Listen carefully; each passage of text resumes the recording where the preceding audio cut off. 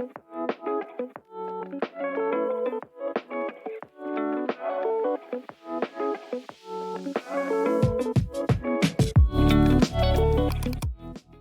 ladies, and welcome back to the Shivo podcast. As you can tell, your girl's been sick, but I'm getting better. Okay, but just bear with me for this episode. My voice can sound like a penguin. It's not the mic, it's actually me. Yes. But anyways, so let's get to it. So this week, what I want to talk about is mainly for entrepreneurs or future entrepreneur. If you're not it, but you think that God has called you to become one, I just want to share with you a bit what God has been opening my eyes to, specifically this week, to be honest. Um, if you know or if you don't know, I've been an entrepreneur since 2017. To be honest with you, when I started, I didn't even know what I was doing. It's just what I had is that I had talents. I knew how to decorate. I was decorating for family members, for friends. And then it just came to a point that people were like, well, why don't you start opening your own business?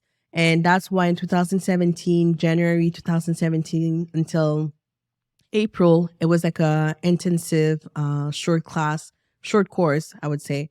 Um, I went and took the course it was like a 2-in-1. So it was build your own business and become an event planner. So that's how everything started. And I'm actually going to make a whole other video about my entrepreneur path, if I could say that.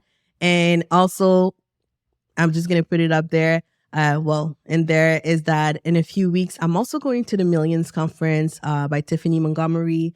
And I don't know if you're aware of that, but look into it. And maybe I'm going to vlog while I'm over there. If I don't vlog, I'm definitely going to make a whole episode about that when I come back. So stay tuned for that. But anyways, back to what I was saying. So when I started as an entrepreneur, it wasn't really intentional, but while making the course, while making the certificate, the requests started coming in, friends, family, and then someone who heard from someone or someone who heard from someone. And also, let me specify this because I think it's so important and sometimes we kind of neglect it, right? Be careful with how you treat people around you, okay?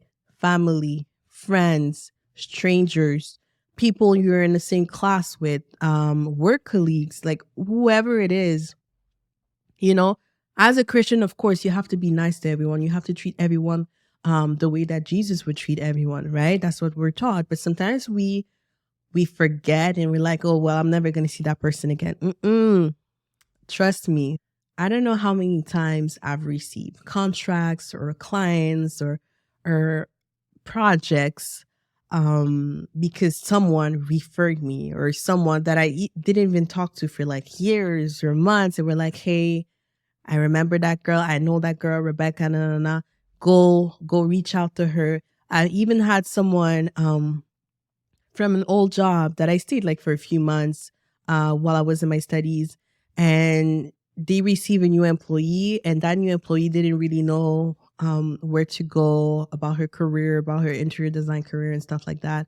And she was also interested in event planning and even decoration and even design and stuff like that. And the boss told her, hey, I have an old employee called Rebecca. I really think that you should reach out to her. She's this, she's that, da, da, da. She was just describing myself to her the way that she knew me, of course, right? Because at the end of the day, she wouldn't have talked about me if she didn't know me, right? So I'm just making that statement for you to really be careful. You don't know what that person is going to bring to you in 5 years, in 10 years, in 20 years. Treat people with respect. Treat people with how you want to be treated. Treat people the way that you're called to treat them, right? No matter how they treat you, always be nice. They can curse you out. Always bless them back, okay? But anyways, so all that to say, what God has been really showing me this week is how much entrepreneurship has helped my faith become so much stronger. Because when you think about it, okay, you make a list of pros and cons about being an entrepreneur. The pros being, you got your freedom, you got flexible schedule, you get to do things with no limit, you name it. And then you got the cons. And one of the most cons that people talk about is how your revenue is not stable, right? When you get a 9 to 5 job, you know that paycheck is going to enter every 2 weeks or every week for certain people. But when you're an entrepreneur, you kind of have to put yourself out there, work harder, do different things to make sure that paycheck or that revenue comes in constantly, right? And what I realized is that kind of made my faith rise up to another level, right? Because knowing that I have no control, not that I have no control, but that revenue is not fixed, it's not promised. I had to rely on God. I had to be like, listen, God, I have bills to pay. I have this to pay. I have savings that I need to take care of. Like, you called me to be an entrepreneur, right? I didn't make that choice. God called me to it. And when you listen to my entrepreneur testimony, you will understand what I mean by that. But over and over again, I was like, God, no contract is coming in. It's considered a dry season in the industry. What are you going to do? And God always showed up. Always, always, always. My bills were getting paid. I was able to save. I was able to do what I was able to do. Not at first, though. It took quite a few years, but it's been 7 years now. And I can tell that, every single time that I'm like, God, let me put it in your hands, instead of like relying, okay, Rebecca, what you can do, Rebecca, what you can do. Of course, I do my part. I work. I do the marketing part, and that is a whole other story too. But as an entrepreneur, I think you know what I mean. But beside all that, as a priority, I rely on God. I pray to God. I read my word. And I know that God has given me a life for me to have hope, for me to prosper, for me to succeed in everything that my hands touch, that He has called me to do, not things against His will. So having that faith and knowing that, you know what, I have a God that I can rely to. I have a best friend that I can rely to. I have someone that I can talk to. And He's not going to let me go dry. He's not going to let me in darkness, stay in darkness. If I have a certain season of darkness or a certain season of isolation or lower income, it's temporary, because I know that what's next is always better, because that's the God that I serve. And that's what I wanted to share with you today. I know it's short, but I think it's important to have this reminder that, even your 9 to 5, everything that we have in this world, God gave it to us, right?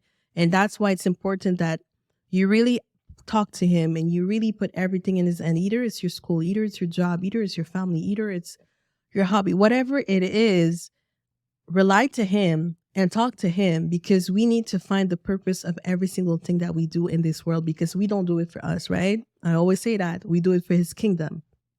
And there's a purpose on everything. I always say, people who know me know that I say, like, coincidence don't exist. They do not exist.